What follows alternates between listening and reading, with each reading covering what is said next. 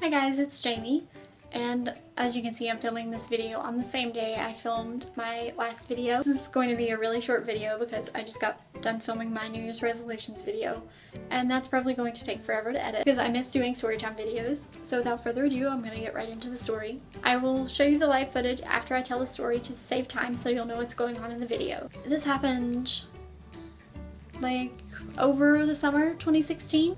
I was just casually sitting in the living room at home and I heard sirens, which is fairly uncommon for where I'm from, considering if you're going to call the police, it takes them forever to get to you.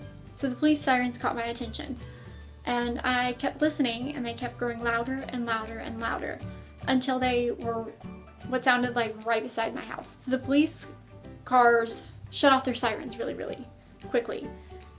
And usually if they're not at the scene of an emergency, they wouldn't shut off their police sirens. But whenever I looked outside, I saw a white truck and a ton of police cars pulled into the church close to where I live. Naturally, because I am nosy, I went outside and watched the whole thing go down. A man flew out of his truck, and I'm pretty sure he didn't really even put it in park, and ran into the woods behind the church. I've been back in those woods before, because I used to go to Bible school at that particular church, and they're really, really thick. You can hide decently well in them. There's also a pond behind the woods and a housing development. This guy picked the right direction to run.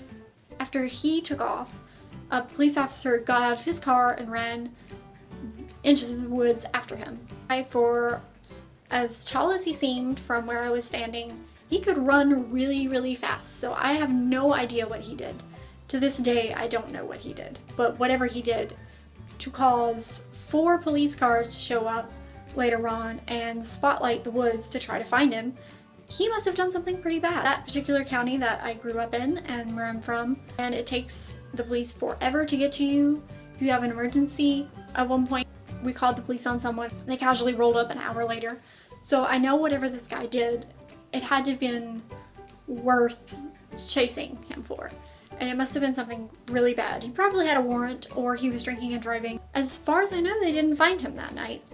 They kept searching there for a little bit, at least like 30 minutes to an hour later. They would drive their car by, police car by, and put a spotlight on the woods, and he didn't turn up. So I'm thinking he kept running towards the housing development that's back in those woods. I'm pretty sure they got a tow truck to tow his car as well, so he didn't have a car to get back in.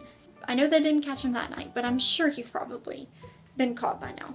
I really don't have that much information about what the guy did, but I'm assuming it was bad. I did manage to take some video. It's really, really hard to see, and I tried my best to get them spotlighting the woods, but they had given up by then.